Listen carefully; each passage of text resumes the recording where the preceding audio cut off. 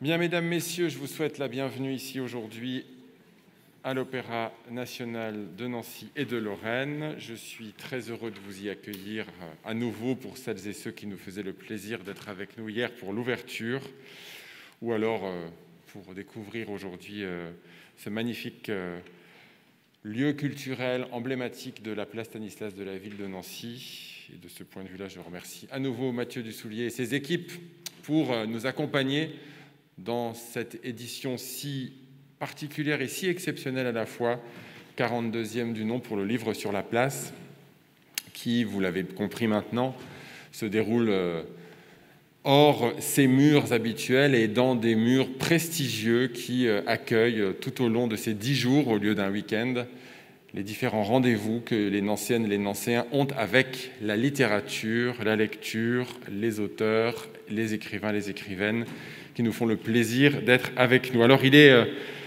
un prix qui est inscrit de très longue date dans l'histoire du livre sur la place et de Nancy, qui est remis depuis 1980.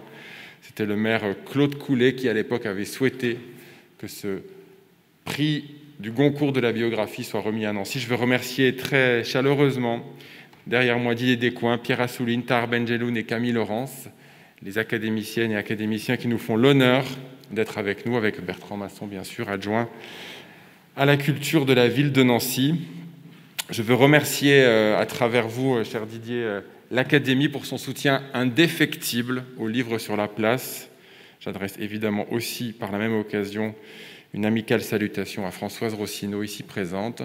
Indéfectible soutien parce que c'est ce dont nous avons tous besoin aujourd'hui. Le soutien des lecteurs envers celles et ceux qui les emmènent sur les rives de leur imaginaire, de leurs histoires, la mise en abîme de leurs propres existences ou de celles des autres en ce qui concerne la biographie. Et bien sûr que l'ensemble des acteurs de la chaîne du livre, de celui qui écrit à celui qui imprime, à celui qui vend et bien sûr celui qui édite, toutes et tous ont plus que jamais besoin que les lectrices et les lecteurs soient au rendez-vous. Alors en 2017, ce Goncourt de la biographie a été renommé Goncourt de la biographie Edmond Charleroux, une amie très fidèle de Nancy. Et puis je vais tout de suite passer la parole à Didier Descoings, le président de l'Académie Goncourt, pour qu'il vous parle du lauréat du prix 2020. Je vous souhaite de poursuivre ce livre sur la place en continuant à être vigilant et solidaire pour qu'il puisse se dérouler dans les meilleures conditions, de continuer à rencontrer vos auteurs et vos autrices favoris. Et très heureux, encore une fois, de vous accueillir aujourd'hui à Nancy. Merci.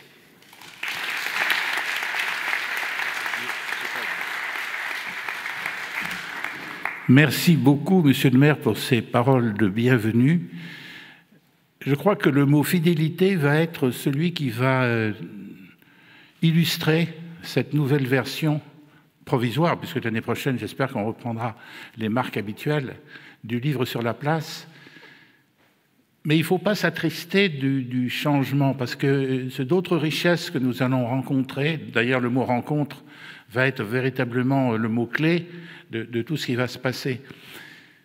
Avant de donner la parole à Pierre Assouline, qui va vous annoncer le nom du lauréat, avant d'avoir le plaisir moi-même d'interviewer le dit lauréat, je voudrais vous transmettre les amitiés profondes, sincères et les regrets de Bernard Pivot, qui n'est pas dans une forme éblouissante, mais qui a toujours cet esprit ouvert à tout et qui m'a demandé de vous dire combien il était désolé. Il aurait aimé être là, simplement parmi vous, pas à titre officiel. J'espère que l'année prochaine, il sera là et qu'il pourrait lui-même vous dire à quel point il aime Nancy, la fête du livre, les auteurs, les équipes qui travaillent, etc. Voilà. Maintenant, j'appelle, comme dans les festivals, Pierre Assouline.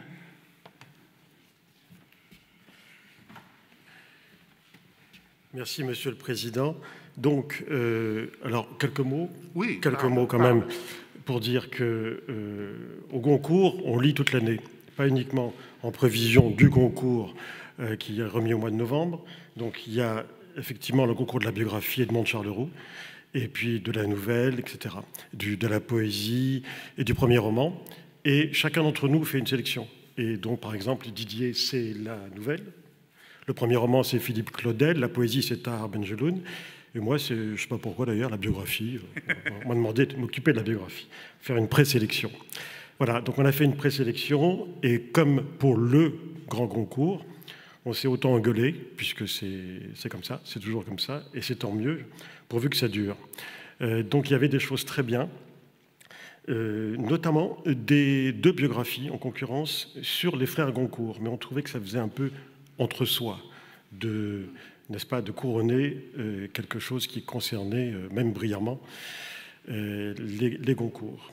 Donc on s'en est tenu à plusieurs autres, de qualité, et notre choix s'est porté sur un livre à la fois doublement original, d'une part par son sujet, par le thème traité, parce qu'on ne s'attendait pas tellement à voir ce créateur, cet artiste chez nous, distingué chez nous, je dois l'avouer. Et l'autre raison, c'est la singularité, l'originalité profonde de la démarche. Et moi, c'est ce qui me tient à cœur.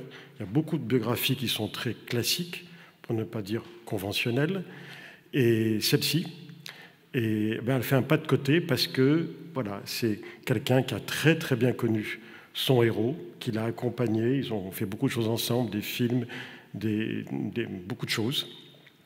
Et donc il y a une vraie osmose, et je dirais même une complicité, une connivence entre le biographe et son héros. Eh bien, parfois ça peut être embêtant, un manque de partialité et d'impartialité, et d'autre part, ça peut être aussi très brillant parce qu'il y a une âme, il y a une chair humaine qu'il n'y a pas dans des biographies un peu froides.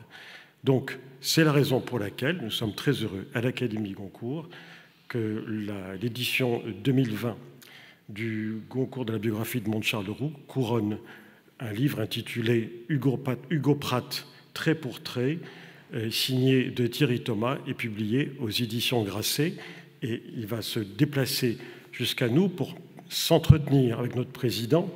D'une part, c'est le président, d'autre part, il a aimé le livre, mais ça, il ne vous le dira pas lui-même. Didier Decoing est un expert en Hugo Pratt. Si la pratologie existe, eh bien, c'est peut-être l'expert numéro 1. Vous allez voir, il sait tout sur Corto Maltese, entre autres. Donc, Thierry Thomas.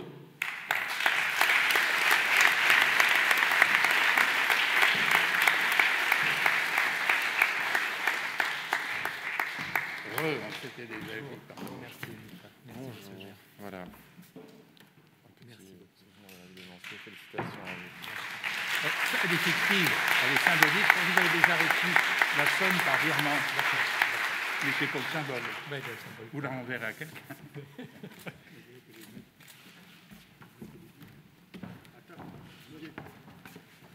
Ah, tout de suite, vous ne dites rien?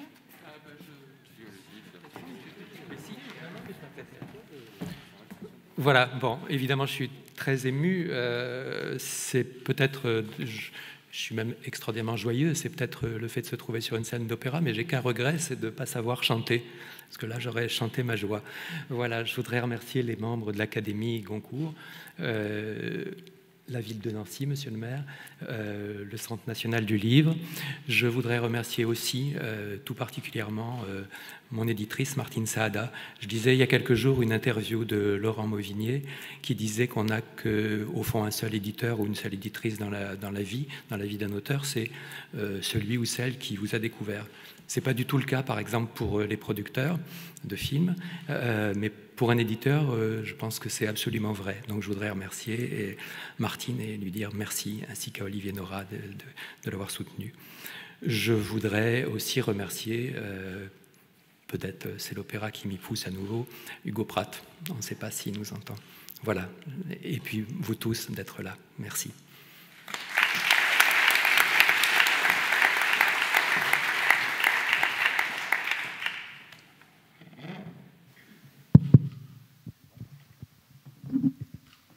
Est-ce que ça marche? Oui.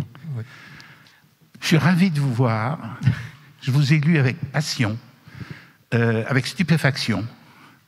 Parce que vous allez voir, précipitez-vous sur ce livre, mais vous allez voir à quel point il est original et à quel point il ressemble à l'image qu'on peut se faire non seulement d'Hugo Pratt, mais de Corto Maltese, parce qu'on ne peut pas les séparer, le créateur et sa créature. Vous avez rencontré Hugo Pratt où et quand? Je l'ai rencontré très jeune, j'ai rencontré quand j'avais 14-15 ans, parce que je voulais devenir dessinateur de bande dessinée. C'est une bonne idée. Oui. Et j'étais subjugué par ces images. Et j'avais appris qu'il habitait Venise, enfin près de Venise, à Malamocco, sur l'île du Lido. Et je suis parti avec mon carton en dessin, parce que je voulais qu'il me dise si, selon lui, j'étais capable de dessiner. La réponse La réponse a été très très nette. Il m'a dit oui, si vous dessinez tous les jours, vous y arriverez très bien. Par contre, il faut que vous appreniez à raconter. Et il était c'était quelqu'un d'extrêmement insolent et qui aimait assez dominer les autres quand même. Il avait cet aspect-là. Et il travaillait avec quelqu'un. Il m'a dit, c'est pas tant que les lecteurs soient des imbéciles, pas du tout. Il faut apprendre à raconter simplement. Pas tellement pour eux, mais pour les éditeurs. Qui, eux, sont des... Voilà. Et il a ajouté, il travaille avec une personne, et d'ailleurs, monsieur est éditeur. Et c'est là où son côté noir pouvait apparaître. Il dit, et monsieur est un imbécile, n'est-ce pas? Et l'autre a dit oui, oui, avec un sourire extraordinairement intelligent. Et Hugo était comme ça. Et donc, je l'ai rencontré à cette occasion. Et puis ensuite, au fur et à mesure des années passant, je l'ai revu à Nice, où je vivais à l'époque, et puis à Paris. Et puis ensuite, moi, à un moment donné, je me suis complètement éloigné de la bande dessinée. Mais ce que en fait, le livre est aussi un livre sur cet âge qui est l'adolescence, qui est l'âge des croyances, où tout d'un coup, des révélations, des éblouissements changent votre vie. Et Hugo a été une des choses dont les images m'ont ébloui. Corto Maltese est un personnage qui a ses raisons d'agir, de se mouvoir. Enfin, c'est pas un fou. C'est pas un fou furieux. En revanche, j'ai l'impression parfois que Hugo Pratt, il a sérieusement un grain. Parce qu'il a des idées pour jouer, etc., qui sont quand même... il était vraiment capable de tout. Hein. Il était vraiment... Je voulais pas du tout que ce soit un livre d'anecdotes. Parce qu'il y en a eu quelques-uns. Et je trouve que les anecdotes... je retrouve pas je sais que dans les biographies, par exemple, ce qui me bouleverse, c'est quand tout d'un coup la personne est là. Et on peut très bien lire, j'ai lu récemment une biographie d'un cinéaste américain. Au bout de 900 pages, il y avait un nombre évidemment incroyable d'informations, mais jamais j'avais eu la sensation de la présence. Et donc voilà, je me perds un peu dans ma phrase. Mais ce que je sais en tout cas, c'est qu'un des points de départ du livre a été cette sensation que je ne le retrouvais, au point presque d'entendre sa voix, qu'en regardant son dessin, qu'en regardant son trait. Et c'est ça qui m'a intrigué. Et c'est un des points de départ du livre. Un autre point de départ était cette chose que qu'est-ce qu'on raconte d'une vie? Je crois que ce qu'il faut raconter d'une vie, enfin, on peut raconter plein de choses, mais c'est notamment, parce que c'est aussi ce dont il faut se souvenir pour nos propres vies, c'est ces moments que j'appelle des jours d'avant, d'après, quand quelque chose a bougé, quand quelque chose a changé dans notre vie, quand on a vu quelque chose. Il faut, je pense, ne pas l'oublier, ça. Et que, par exemple, on peut lire énormément de livres de spécialistes, extraordinairement intelligents ou renseignés, mais au fond, la raison pour laquelle, par exemple, quelqu'un a consacré toute sa vie à l'étude de, je sais pas, de Gustav Mahler ou de n'importe quel grand artiste, on arrive au bout du livre, on ne le sait pas. Moi, je me suis dit, il ne faut pas que je fasse ça. Il faut que ce soit encore vivant, cette chose-là. Maintenant, quant à le possible grain d'Hugo, vous avez tout à fait raison. Moi, je n'ai jamais vu, ça faisait presque peur, quelqu'un d'aussi capable de tout dire. Il était dans un rapport, notamment parce qu'il mélangeait un peu les langues, mais enfin, même en italien, il était dans un rapport absolument libre par rapport à la vérité. Il y avait, pour lui d'ailleurs, c'est ce que raconte le dernier album, Mu, il n'y a absolument pas de différence entre le vrai et le faux, ni entre le mythologique et l'historique, par exemple. Il a commencé son premier dessin, moi j'ai ouï dire qu'il était avec son père à Venise, et qu'ils ont vu un bouillonnement dans les eaux du canal, puis émerger le casque de cuivre d'un scaphandrier, et son père lui a dit « dessine ça ». C'est vrai? Oui, c'est absolument vrai, oui, c'est absolument vrai. Au point qu'il a racheté, après, des années plus tard, quand il avait pas mal d'argent et qu'il pouvait faire des collections de ce qu'il aimait, un énorme scaphandrier qui était exposé à l'Expo de Lyon, mais un truc, mais vraiment. Et oui, il était complètement attaché à ça. C'était là. Il y a une chose qu'il déteste. Moi, quand je le voyais, en fait, j'étais obsédé par le faire, c'est-à-dire je voulais savoir comment il dessinait. Donc je lui avais demandé, mais où est-ce que tu as appris à dessiner? Il détestait cette question-là. Il détestait ça. Il détestait qu'on lui pose, un peu comme ces cinéastes américains, vous voyez John Ford, on lui demandait, mais comment vous êtes arrivé à Hollywood? Il répondait par le train. Et ben lui, c'était pareil. Il avait une pudeur par rapport à ce qui moi me passionnait. Et donc, quand je lui avais demandé, il ne savait pas comment il avait commencé à dessiner. Or, c'était un virtuose inouï, quoi. Il dessinait, par exemple, José Munoz, qui est un très grand dessinateur de bande dessinée, mais qui a une vingtaine d'années de moins que lui, qu'il a connu en Argentine, me disait, quand il dessinait près de vous, avec d'autres dessinateurs, comme ça, c'était presque insultant. Tellement il avait... Son démon, c'était la rapidité et la virtuosité. Et c'est vrai que moi, je connais vraiment évidemment très bien. Il y a toujours un problème de lassitude quand même avec les œuvres qu'on connaît très bien. Mais il y a toujours un moment où ressurgit mon éblouissement face à son trait, son dessin. Et je suis à ce moment-là émerveillé comme la première fois. Mais c'était un dessinateur compulsif. Je veux dire, vous déjeunez avec lui, il y a une nappe en papier, il dessine pas dessus du tout. Pas du tout. Pas du tout. Absolument pas. Ça m'a déçu parce que Vous auriez aimé avoir des petits dessins volés. Exactement. J'adore les carnets de dessinateurs. Il n'y en a pas. Non, il ne travaillait. C'est simple, sauf les aquarelles, mais il s'est vraiment mis assez tard à en faire. Il ne travaillait que pour l'argent. C'est net. C'était le moteur. Mais il y a une anecdote, vous allez me dire si elle est vraie ou pas, que je trouve formidable. Il est dans un festival, je crois que c'est Luc, festival de BD, et il rencontre un éditeur, et il lui fait une proposition, il dit, je veux bien travailler pour vous, mais il faut me donner tant. Et la somme est évidemment astronomique. Et l'éditeur dit non, quand même, c'est beaucoup plus, c'est 15 fois ce que je paye un dessinateur. Et alors, Hugo Pratt arrive à le convaincre, il dit, écoutez, on va déjeuner ensemble.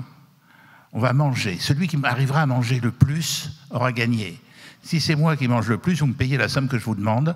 Si c'est vous, je me plierai à vos exigences, etc. Elle est vraie? Ah oui, j'étais là. Vous étiez? Oui, j'y étais, c'était officiel. Vous avez mangé aussi? Dans le restaurant, mais à leur table, on les a laissés tous les deux. Mais tout le monde n'avait Dieu que pour... Et c'était impressionnant? Ah bah oui, c'était impressionnant. Ah oui, c'était impressionnant. Surtout quand l'éditeur a commencé à verdir un peu et qu'il l'a laissé gagner. Et qu'une fois que l'autre a dit... il a recommencé, Hugo. Il est reparti du début, quoi. Il a recommandé les charcuteries du début. Là, non, mais il était capable de tout. Il était capable... Ça, je ne raconte pas parce que... Donc, je voulais vraiment que ce soit un livre sur la vie de son œuvre. Mais par exemple, il était capable de rentrer... de se déshabiller, de se peindre le corps en indien, comme ça, de ne garder qu'un petit short, comme ça, de rentrer dans une église, de demander une confession et de dire au prêtre, voilà, bon... Je suis catholique, mon père, il n'y a pas de problème. Mais je suis cannibale. Je suis cannibale catholique. C'est un cannibale, non? Il était capable de ça, quoi. C'était, mais la chose est... Oui, il était capable de ça. Physiquement, en plus, il ne donne pas cette impression de folie. On se dit qu'il aurait très bien pu être présenté en aspirateur. Ah oui, oui. Il a un côté propre sur lui, un peu guindé même. Ouais. Il n'est pas très grand, je crois. Non, il n'était pas très grand, ça le faisait souffrir. Il a un complexe? Ah oui. Ah, d'où le côté longiligne de Corto Maltese. Exactement. De la même manière qu'un de ses acteurs préférés, c'était Peter O'Toole. Il était effectivement comme ça. Oui, absolument, il avait un complexe.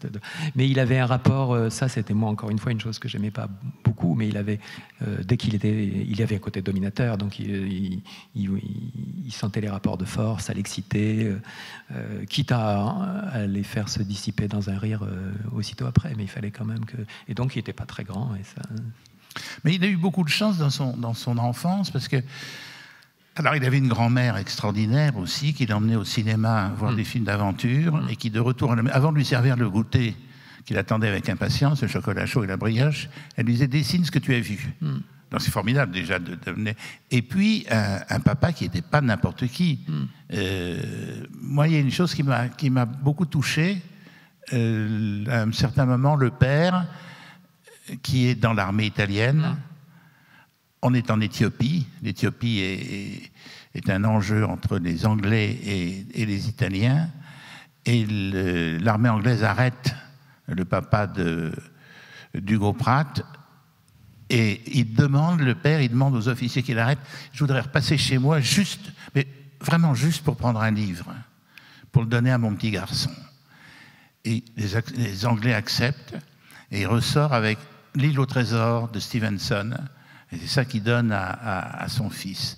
Et on peut se dire quand même que c'est une imprégnation formidable. D'ailleurs, il illustrera à un moment une île au trésor. Il a fait une adaptation en bande dessinée absolument magnifique en 65 de l'île au trésor, qui est dans un style qui n'était pas encore celui de Cortot, mais qui est absolument magnifique. Et même raconter Hugo, parce que quand il a donné ce livre à son fils, c'est la dernière fois où Hugo l'a vu. Oui.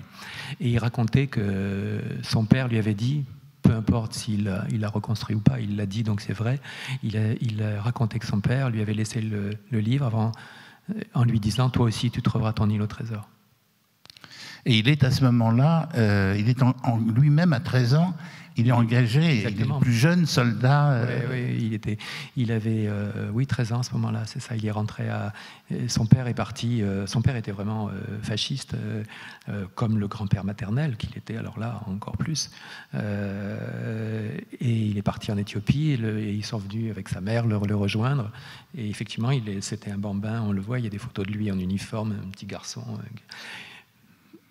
Il y a cru, je pense, à ce moment-là. C'était assez compliqué, cette histoire. Enfin, c'était même très compliqué, parce qu'il faut bien s'imaginer que Cortot est devenu... Hugo a commencé à être célèbre dans les années 70, à peu près. Mais dans les années 60, il était déjà très connu, au moins dans le milieu des dessinateurs. Et c'était un moment où, dans ce milieu-là, comme dans le milieu des intellectuels, la plupart des gens étaient à gauche. Or, à Venise, son grand-père maternel avait créé le premier faisceau fasciste. Ah oui. Et en plus de ça, c'était quand même, du côté maternel, il était juif. Donc c'était une histoire très lourde, quand même, très très lourde. Je ne me suis pas trop aventuré sur ce terrain-là, j'en parle quand même, mais parce que à ce moment-là, c'est vraiment... on rentre dans des explications psychologiques, etc. Et je ne voulais pas trop faire ça parce que je ne me sentais pas autorisé à le faire. Ce n'est pas essentiel à la découverte de la personnalité d'Hugo Pratt, d'ailleurs. Pour moi, c'est anecdotique par rapport à son enfance, à sa jeunesse. Mais ces personnages n'adoptent pas des idées fascisantes. Non, mais en même temps, non, absolument. Mais la sensation que j'avais, en tout cas pour cette question-là avec Hugo, c'est qu'au fond, il n'avait pas d'opinion. Et je pense qu'à l'époque, ça me choquait un peu.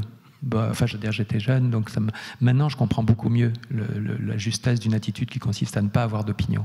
L'intelligence consiste pas forcément à avoir des opinions. Ça n'empêche qu'on peut aussi en avoir. Mais la profonde intelligence qui débouche sur un rapport vraiment d'éclaircissement avec le monde, je pense que ça n'a pas rapport avec le fait d'avoir une opinion. Je pense qu'il était prodigieusement intelligent, beaucoup plus intelligent que ce qu'il pouvait l'être dans la vie, même quand il dessinait, il avait accès à quelque chose qui était là de l'ordre du prodige par moment. Alors il dessine, mais en dessinant, il raconte. Ah, mais c'est ça. Tout le mystère En fait, il y a une chose qui m'a énormément étonné quand je commençais à me pencher plus attentivement sur la vie d'Hugo. C'est en fait cette chose que ce type qui était prêt à... Il changeait sans arrêt de lieu, il mangeait donc bien à sa faim, il avait beaucoup de maîtresses, enfin il ne se privait de rien, quoi. Et il voulait connaître la terre entière, ce qui est pour un dessinateur plus généralement plutôt sédentaire et un peu contradictoire. Mais, chose étrange, en 50 ans vraiment, il n'a jamais fait un autre métier, jamais voulu faire un autre métier que celui-là, de dessinateur de bande dessinée. Et je me suis dit, ça c'est vraiment mystérieux. C'est mystérieux, d'autant plus qu'il a commencé en 1945. En 1945, la bande dessinée n'était pas reconnue, pas du tout. Or, c'est vraiment ça qu'il voulait faire, contrairement à d'autres grands dessinateurs de l'époque qui, eux, avaient commencé comme illustrateurs, dessinateurs de mode ou peintres même. Et lui, non, il a vraiment voulu ça. Je pense qu'il a voulu ça parce que ce qu'il voulait, effectivement, c'était raconter. Il avait vu que dessiner et raconter, ça peut être la même chose. Et que c'était comme le roseau qui ne se brise jamais de sa vie, qui par ailleurs a été soumise à pas mal d'aléas par moment. Dans 50 ans, quand le roman graphique sera arrivé au même stade de célébrité et de renommée que le roman, pensez qu'on dira Hugo Pratt était l'initiateur, la pierre angulaire sur laquelle s'est construit le roman graphique? Ah oui, je pense que, par exemple, La balade de la mer Salée est un chef-d'œuvre, absolument. C'est son premier Corto Maltese. Oui, et que c'est absolument un chef-d'œuvre. Un des points de départ du livre était de raconter ces moments dans la vie donc, où ça bascule. Et donc, j'avais plusieurs journées. Il y avait la journée possible. Il y avait la journée où son père lui a donné ce livre, mais ça, je ne l'ai pas fait parce qu'on en a déjà beaucoup parlé lui-même. Il y avait le jour où il a eu l'idée de proposer Corto comme héros. Ça lui est venu dans un train. Ça, je l'ai fait, abondamment même. Et il y a eu le jour de son amnésie complète. Ouais.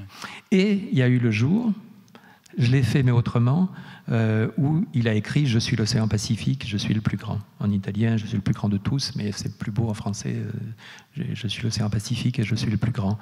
Et je pense que ce jour-là, à l'instant où il a écrit cette phrase, il s'est fondu vraiment avec l'univers qu'il aimait.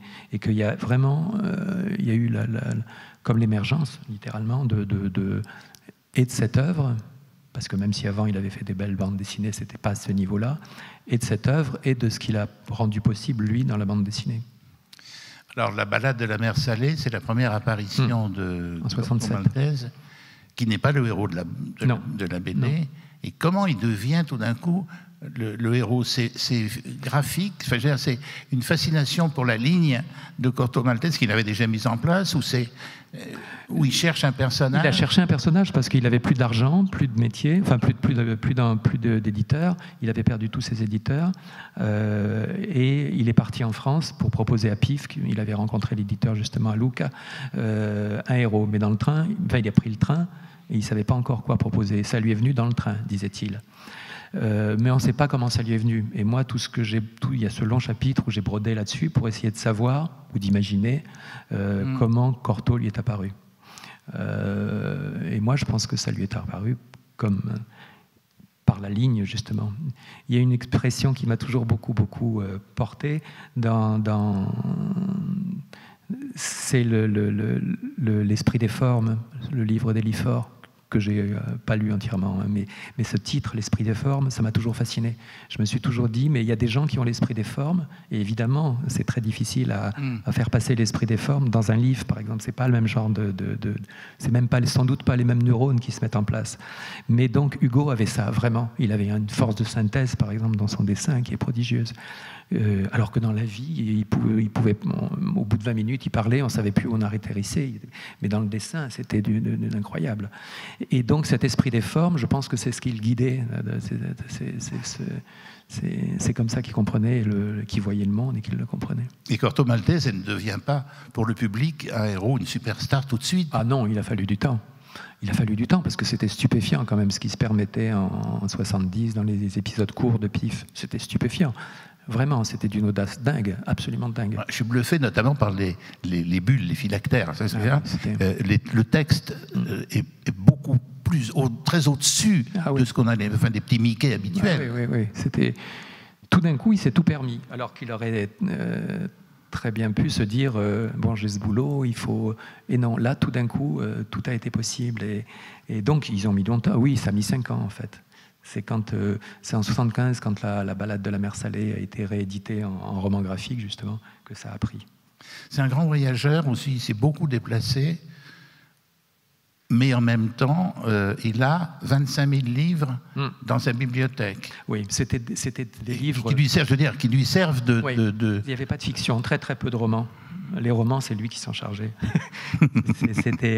C'était des livres de documentation. Ce qui le faisait rêver, par exemple, il était capable d'acheter une encyclopédie. À l'époque, il n'y avait pas Internet, donc il voyageait aussi parfois pour aller acheter dans une librairie de Québec tout l'annuaire des habitants de Québec depuis 2 ou 3 siècles, je ne sais pas. Oui, il est complètement fou.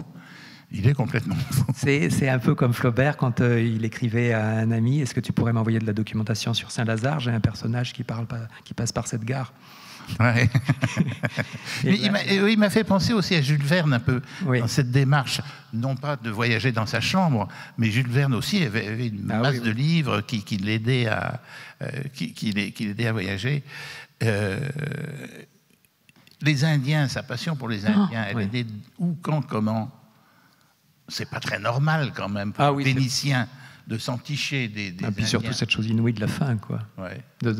Quand il est mort, il a voulu, enfin peu avant sa mort, une semaine avant sa mort à peu près, il a voulu, moi j'étais pas là, hein, c'est Patricia qui me l'a raconté, il a voulu se faire tondre la cheveux de façon... En gardant la coiffure d'un Iroquois.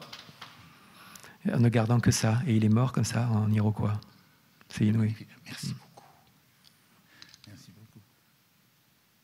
C'est une sorte d'Ulysse, en fait. Ah oui, absolument, absolument. Je pense que la figure qu'il y a derrière Cortot, la figure mythologique absolue du héros, c'est Ulysse. C'est ça qui ressurgissait. C'est ça qui ressurgissait, absolument, absolument. Et il a des Pénélopes. Il a plus, je ne sais pas, quand on a beaucoup de Pénélope, si on peut dire qu'on a Pénélope. Mais parce que il y a votre livre, à mon avis, c'est le sommet de ce qu'on peut dire sur Hugo Pratt. C'est le plus bouleversant. Merci. C'est le plus charnel. Je pense que c'est le livre essentiel sur Hugo Pratt. Alors qu'il n'est pas énorme, vous n'avez pas énormément de pages en fait. Mais j'en ai lu d'autres sur Hugo Pratt, et il y a une grande absente dans la plupart des biographies. Ce sont les femmes. On s'est dit pourtant qu'il devait être... Mais parce que lui détestait parler de ça. Et il détestait qu'on l'interviewe là-dessus. Par exemple, j'ai vu une interview où il parlait pas de ça. C'était très étrange. Au fond, le mystère de cette vie, c'est un peu pour ça que je parle aussi pendant un long moment de Fellini, c'est que c'est des êtres qui se sont voulus des personnages. La chose étrange dans le cas d'Hugo, c'est qu'il s'est voulu un personnage très tôt. Fellini, je suis persuadé par exemple que c'était à partir du moment où il a fait les films qu'il a fait, pour pouvoir les imposer, il est un peu comme Hitchcock aussi.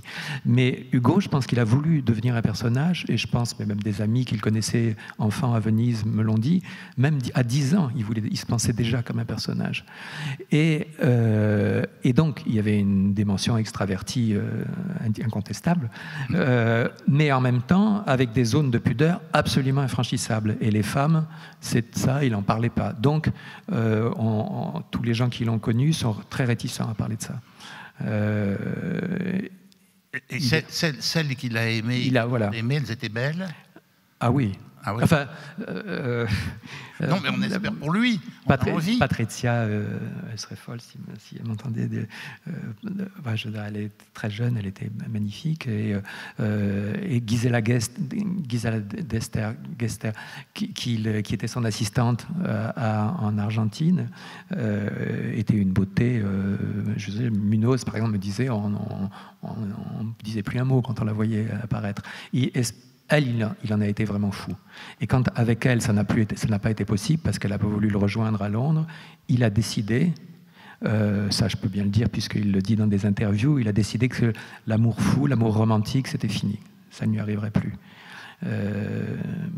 Il y a peut-être d'ailleurs un lien entre l'émergence qui a été possible de ce héros et le renoncement à ça.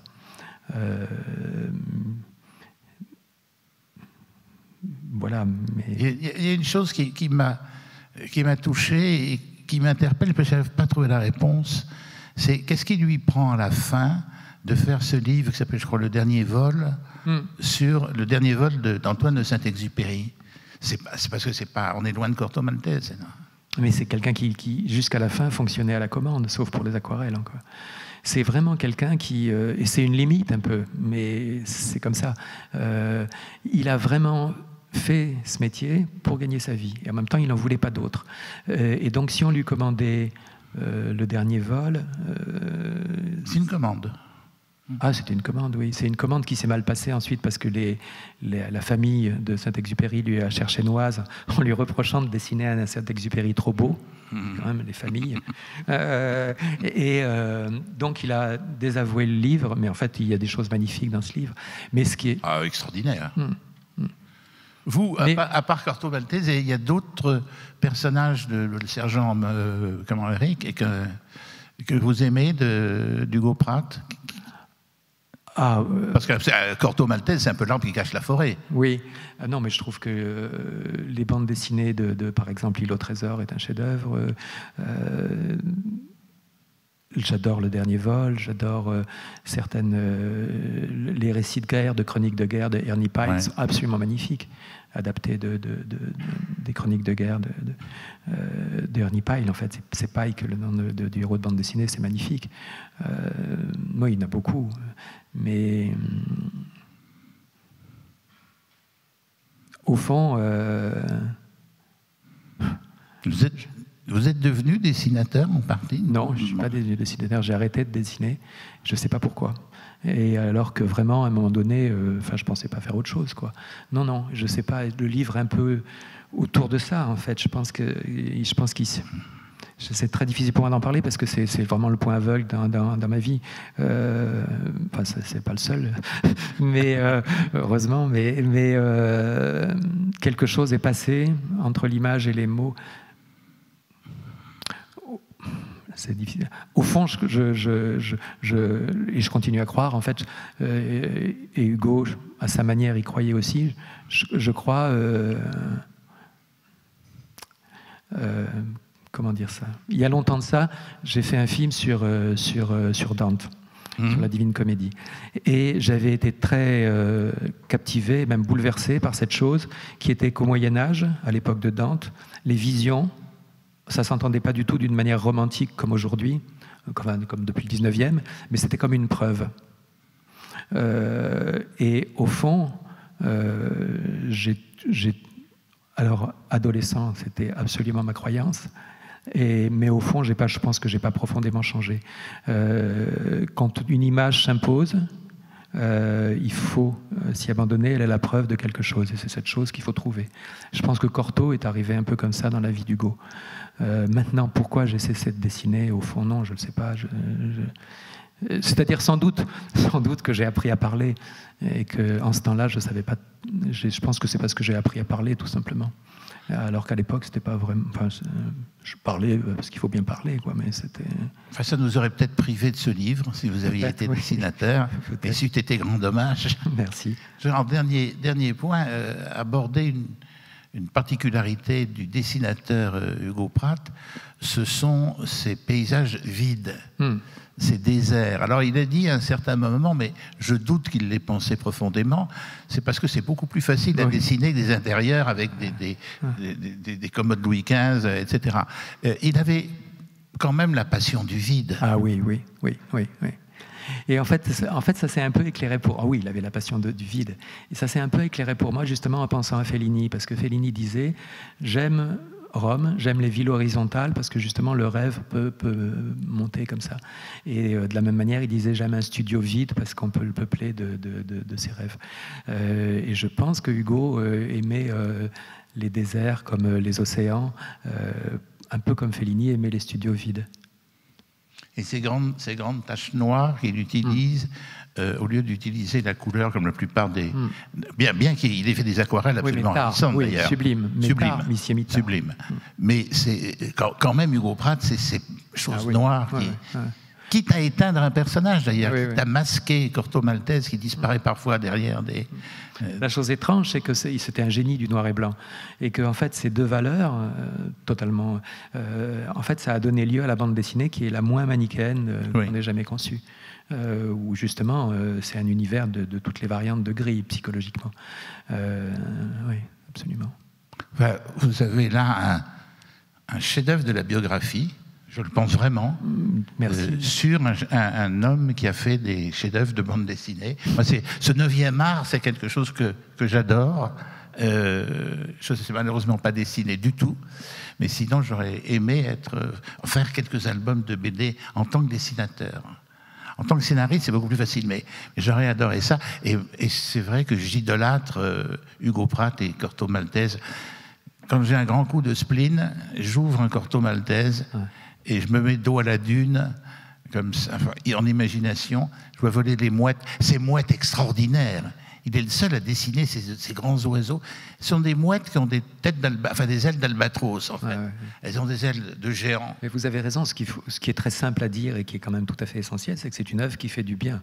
Oui. Dans un siècle où il y a eu des génies, mais très très souvent, en tout cas dans l'ordre du figuratif, d'une noirceur absolue. Ça n'empêche que je les aime aussi, mais enfin, lui, son œuvre fait du bien. Je me souviens d'un jour où je devais travailler sur les aquarelles, je suis arrivé à Rome. C'était au moment où je faisais le travail sur Dante, justement. J'étais très fatigué et je suis arrivé à l'Antelle et j'avais des piles d'aquarelles de reproduction comme ça qui m'attendaient. Et à 2h du matin, j'étais encore en train de les regarder dans un état d'exaltation et de bonheur immense. Hugo Pratt, tout le bonheur. Merci Thierry Thomas. Merci beaucoup. Merci à vous.